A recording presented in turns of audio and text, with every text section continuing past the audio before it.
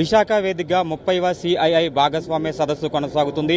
ఇప్పటికే ఈ సదస్సు ద్వారా సుమారు 400 MOUలు కుదరగా సుమారు 11 లక్షల కోట్ల పెట్టుబడులు వచ్చాయని చెప్పేసి అయితే ఇప్పటికే అధికారులు చెబుతున్న పరిస్థితి అయితే ఉంది. అయితే నిన్నటి నుంచి కూడా ఈ సీఎం చంద్రబాబుతో పాటు మంత్రి లోకేష్, అదేవిధంగా రాష్ట్ర మంత్రులతో పాటు స్థానిక ఎంపీ శ్రీభరత్ కూడా దగ్గరుండి ఈ సిఐఐ భాగస్వామ్య సదస్సును పర్యవేక్షిస్తున్న పరిస్థితి అయితే ఉంది. ప్రస్తుతం మనతో విశాఖ ఎంపీ శ్రీభరత్ ఉన్నారు. ఆయనతో మాట్లాడే ప్రయత్నం చేద్దాం. సార్, ఇప్పటికే విశాఖ వేదికగా జరుగుతున్న ఈ పెట్టుబడుల సదస్సులో వెల్లువల పెట్టుబడులు తరలివస్తున్న పరిస్థితి అయితే ఉంది. ఏం చెప్తారు?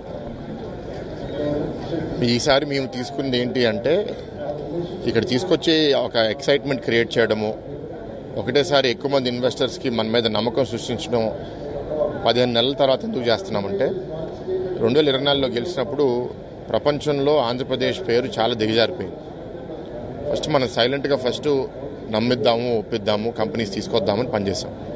15 నెలల్లో 9 లక్షల కోట్లు పెట్టుబడి MOU సైన్ చేయడం కాదు, ల్యాండ్ వాళ్ళకి ఐడెంటిఫై చేసి కేటాయించడము, సబ్సిడీస్ అప్రూవ్ చేయడము, ఇన్సెంటివ్స్ అప్రూవ్ చేయడము, ఇన్వెస్ట్మెంట్ బోర్డు క్లియర్ చేసి, క్యాబినెట్ క్లియర్ చేసి ఇవ్వడం జరిగింది. ఇది అయిపోయిన తర్వాత ఇన్వెస్టర్ కమ్యూనిటీ కూడా ఒక కాన్ఫిడెన్స్ వచ్చింది. ఓకే, ఆంధ్రప్రదేశ్ బిజినెస్కి ఇట్ ఇస్ బ్యాక్ ఇన్. ఇవాళ సబ్మిట్ చేస్తే నిన్న పీయూష్ గోయల్ గారు కూడా మాట్లాడుతూ ఆంధ్ర పేరు గతంలో కొంచెం దెబ్బతింది, ఎంతమంది ఇంత బాగా వస్తారని నేను కూడా ఊహించలేదు, చాలా బాగా జరిగిందని హ్యాపీగా ఉన్నారు. సో ఇవాళ బాధ్యత MOUs అయిపోయిన తర్వాత ఎంత తొందరగా ఆ ప్రాజెక్ట్స్ ఆపరేషనల్గా మేము చేయగలుగుతాము. మాకు ఇంకా 3.5 సంవత్సరాలు ఉంది కాబట్టి majority of the projects 80-90% of the projects within 3 years operational చేయగలిగితే that is the true success. ఇవాళ గవర్నమెంట్కి, మాలాంటి నాయకులకి, ప్రభుత్వ అధికారులందరికీ ఏంటంటే ఎలా దీన్ని మనం త్వరగా ఏ స్టేజ్లో కూడా డిలే అవ్వకుండా, ఇప్పుడు ఈ స్టేజ్లో చాలా ఫాస్ట్గా, ఫర్ ఎగ్జాంపుల్ మీకు మొన్న రహేజా ప్రాజెక్ట్ 27 ఎకరాల్లో ఎండాడ దగ్గర 2 రోజుల క్రితమో 3 రోజుల క్రితమో క్యాబినెట్ క్లియర్ చేసింది. 2 రోజుల్లో గ్రౌండ్ బ్రేకింగ్ సెరమనీ చేస్తాం. రహేజా ఫ్యామిలీ తరఫున రవి గారు వచ్చారు. ఆయన కూడా అంటున్నారు, ఏంది ఇంత స్పీడ్, అసలు మాకు అసలు అలవాటే లేదు. అసలు క్యాబినెట్ అప్రూవ్ అయిన తర్వాత గ్రౌండ్ బ్రేకింగ్కి అట్లీస్ట్ ఒక 2-3 నెలలు పడుతుంది. సో ఆ స్ఫూర్తితో ఇవాళ పనిచేస్తున్నాము. కొన్ని ప్రాజెక్టులకి ఏదైనా అడ్డంకులు వస్తే అవి క్లియర్ చేసుకుంటూ మెజారిటీ ప్రాజెక్ట్స్ చాలా వేగంగా తీసుకెళ్లి ట్రాన్స్లేట్ చేయాలి. MOUలతో ఆగే ప్రసక్తే లేదు. So yes, this is a very good thing. ఇంకోటి ఏంటి అంటే పెట్టుబడుల గురించి కమిట్మెంట్ అవ్వకుండా కూడా ఇక్కడ చాలామంది వచ్చారు. ఏం జరుగుతుంది చూద్దాము, బాగుంటే వద్దాము. నేను ఇట్లా తిరుగుతున్నప్పుడు ఒక 4-5 నన్ను కలవడము, కలిసి చాలా బాగుంది, మేము కూడా వస్తాము, ఎవరితో మాట్లాడము అంటే నేను వాళ్ళు కనెక్ట్ చేసి ఈ విధంగా వెళ్తే మీకు కూడా ఫాస్ట్గా అవుతుంది అంటే వాళ్ళు కూడా ముందుకు తీసుకెళ్తున్నారు. So that is the next stage. ఇది అయిపోయిన తర్వాత దాన్ని ఫాలోఅప్ చేస్తాం. ముఖ్యంగా చూసుకున్నట్లయితే విశాఖ విషయానికి వచ్చేసరికి అనేక సంస్థలు పెట్టుబడులు పెట్టడానికి ముందుకు వస్తున్న పరిస్థితి అయితే ఉంది. మీరు స్థానికంగా ఎంపీగా కూడా ఉన్నారు. ఆ వస్తున్న సంస్థలకు ఎటువంటి మౌలిక వసతులు కల్పిస్తున్నారు, ఎటువంటి చర్యలు తీసుకుంటున్నారు? విశాఖపట్నంకి వచ్చే పెట్టుబడులు ఎక్కువ tourism, IT, AI, data centre investments. ఇవన్నీ సెల్ఫ్ కంటైన్డ్ అండి. ఏంటంటే వాళ్ళకి భూమి ఇచ్చేస్తే భూమిలో వాళ్ళే బిల్డింగ్ కట్టుకుని వాళ్ళ ఆపరేషన్స్ చేసుకుంటారు. ప్రధానంగా మనం చేయాల్సింది ఏంటంటే వాళ్ళకి electricity connection, water connection, drainage connection, road infrastructure సరిగ్గా ఉందా లేదా, ఇవన్నీ ఎట్లాగో చేస్తున్నాము. సో ఎక్కడన్నా ల్యాండ్ అక్విజిషన్లో ఇష్యూస్ వస్తే అది కూడా స్మూత్గా మనం రిజాల్వ్ చేసుకుని ముందుకెళ్ళాలి. సో అందుకే చాలామంది ఇవాళ ఇంత ఫాస్ట్గా మేము చేయగలుగుతున్నాము, కమిట్మెంట్తో చేయగలుగుతున్నాము అనే ఉద్దేశంతోనే మన దగ్గరికి వస్తున్నారు. సో ఆ తరపు నుంచి మేము పూర్తి సపోర్ట్ ఇస్తాము. సిటీలో కూడా అన్ని ఏరియాస్లో అంత భూమి కూడా అవైలబుల్గా లేదు. ఎక్కువ వరకు ఇవాళ సిటీ పెరగాలి అంటే పెందుర్తి, గాజువాక నుంచి కిందకి వెళ్ళడము, లేకపోతే ఎస్కోట వైపు వెళ్ళడము, లేకపోతే భీమిలి వైపు వెళ్ళడము. సిటీలో ఉన్న కోర్ కాన్స్టిట్యున్సీస్లో పెట్టుబడి పెట్టే అవకాశం కూడా తక్కువ. సార్, ముఖ్యంగా చూసుకున్నట్లయితే ఇప్పుడు పెట్టుబడులు తరలి వస్తున్నాయి. రేపు పొద్దున్న అవి గ్రౌండ్ వర్క్ జరిగి పరిశ్రమలు కూడా, ఇటు కంపెనీలు కూడా ప్రారంభమయ్యే అవకాశం ఉంది. ఉద్యోగస్తులు కూడా ఎక్కువగా విశాఖకు వచ్చే అవకాశం ఉంది. ఈ నేపథ్యంలో వారికి రెసిడెన్సీ పరంగా కావచ్చు, ఇటు రియల్ ఎస్టేట్ పరంగా కావచ్చు, విశాఖలో ఎటువంటి అవకాశాలు ఉన్నాయి? నిన్నే నరెడ్కో ప్రాపర్టీ ఫెస్ట్ని ప్రారంభించడం జరిగింది.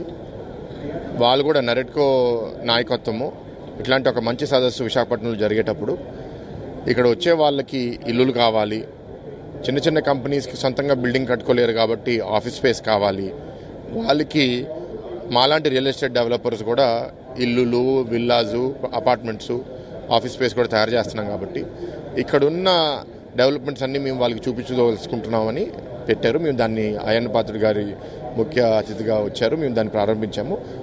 సెంటిమెంట్ చాలా బాగుంది. వాళ్ళతో అడిగాం ఎట్లా ఉంది అంటే, ప్లాట్లు కట్టేవాళ్ళు, అపార్ట్మెంట్లు కట్టే వాళ్ళందరూ గత 2-3 వారాలుగా క్వైరీస్ విపరీతంగా పెరిగినాయి. So we are also very confident అని చెప్పారు. సో వాటిని బాగా డెవలప్ చేస్తాము. అండ్ తప్పకుండా వచ్చిన వాళ్ళకి అయ్యే కాదు, స్కూల్స్ కూడా డెవలప్ చేయాలి, పార్కులు కూడా బాగా డెవలప్ చేయాలి, హాస్పిటల్స్ కూడా ఇంకా మనం డెవలప్ చేయాలి. ఒక సిటీ బాగుండడానికి ఏమేమి మనకి ఉంటే బాగుంటుందని అవన్నీ మనం ఆలోచన చేస్తాం. ముఖ్యంగా చూసుకున్నట్లయితే గత 5 ఏళ్ల కాలంలో అనేక సంస్థలు రాష్ట్రంలో పెట్టుబడులు పెట్టడానికి వచ్చి ఆ ప్రభుత్వంలో ఇబ్బందులు ఉండడం వల్ల వెనక్కి వెళ్ళిపోయిన పరిస్థితి అవుతుంది. మరలా ఇప్పుడు అందులో కొన్ని సంస్థలు కూడా చంద్రబాబుపై ఉన్న నమ్మకంతో తిరిగి వస్తున్న పరిస్థితి అవుతుంది. దానిపైన మీరు ఏమంటారు? అంటే కొందరు చేతులు కాల్చుకున్న తర్వాత బాధపడుతున్నారు. ఆ బాధని వెంటనే పూర్తి చేయడం ఈజీ కాదు. నిన్న ఓపెనింగ్ సభలో కూడా బాబు గారు మాట్లాడినా, లోకేష్ గారు మాట్లాడినా మీరు మాటల్లో మీరు గ్రహించి ఉంటారు. అవును, కొంత జరిగింది అట్లా, కానీ ఇవాళ మీకు ఇబ్బందులు కూడా జరగకూడదని ఇప్పుడు బాబు గారు ఒక పాయింట్ అన్నారు నిన్న. మీకు సబ్సిడీస్, ఇన్సెంటివ్స్ ఇవ్వాలి అంటే ఇంకా ప్రభుత్వ అధికారి మీద ఆధారపడకుండా డైరెక్ట్గా ఒక ఎస్క్రో అకౌంట్లో పెట్టేస్తే మీరు చేయాల్సిన పనులు మీరు ఎప్పుడైతే పూర్తి చేస్తారో దానికి టార్గెట్ బేస్డ్ మీకు మీ ఇది కూడా వచ్చేస్తుంది.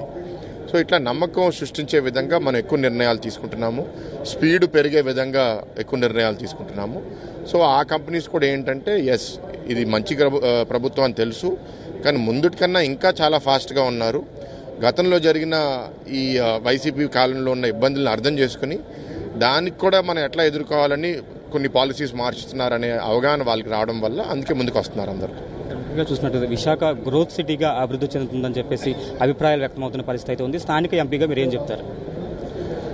గ్రోత్ హబ్గా నీతి ఆయోగ్ విశాఖపట్నాన్ని దేశంలో ఉన్న నగరాల్లో 3 సిటీస్లో విశాఖపట్నం ఒకటిగా గుర్తించింది. సో కేంద్ర ప్రభుత్వం నుంచి కూడా మనకి ఆ సహాయము, ఆ విజిబిలిటీ వస్తుంది.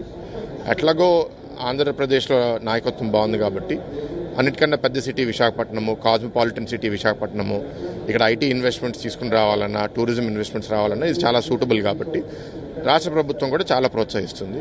సో 2 ప్రభుత్వాలు దృష్టి విశాఖపట్నం మీద ఉంటే డెఫినెట్గా ఒక ఎంపీగా నా అదృష్టంగా నేను భావిస్తున్నాను. నా బాధ్యత ఏంటంటే వచ్చినవి స్మూత్గా జరిగి వాళ్ళకి ఏదైనా చిన్న చిన్న అడ్డంకులు వస్తే వాటి మీద పెద్ద టైం డిలే అవ్వకుండా ప్రాసెస్ చేసి స్థానిక పరిపాలన సరిగ్గా జరిగేటట్టు చూస్తే చాలు అని నా అభిప్రాయం.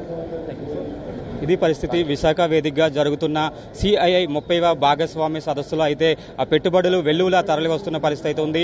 ఎవరైతే ఇటు విశాఖతో పాటు ఆంధ్రప్రదేశ్లో పెట్టుబడులు పెట్టడానికి వస్తున్నారో వారందరూ కూడా త్వరితగతిన ఏదైతే సౌకర్యాలన్నీ కల్పిస్తున్నామని చెప్పేసి అయితే విశాఖ ఎంపీ భరత్ చెబుతున్న పరిస్థితి అయితే ఉంది. మరోపక్క ఏదైతే విశాఖలో పెట్టుబడులు పెట్టిన తర్వాత, పరిశ్రమలు ఏర్పాటైన తర్వాత ఎవరైతే ఉద్యోగాలు చేయడానికి విశాఖకు వస్తారో వాళ్ళందరికీ కూడా ఆ రెసిడెన్షియల్ పరంగా కూడా ఇక్కడికి విశాఖలో అనేక వసతులు ఉన్నాయని చెప్పేసి అయితే విశాఖ ఎంపీ భరత్ చెబుతున్న పరిస్థితి అయితే ఉంది. మొత్తమే చూసుకున్నట్లయితే విశాఖ వేదికగా జరుగుతున్న 30వ సిఐఐ భాగస్వామి సదస్సు అయితే గ్రాండ్ సక్సెస్ అయిందని చెప్పొచ్చు. జర్నలిస్ట్ అమర్తో రమేష్, టీవీ5 న్యూస్, విశాఖపట్నం.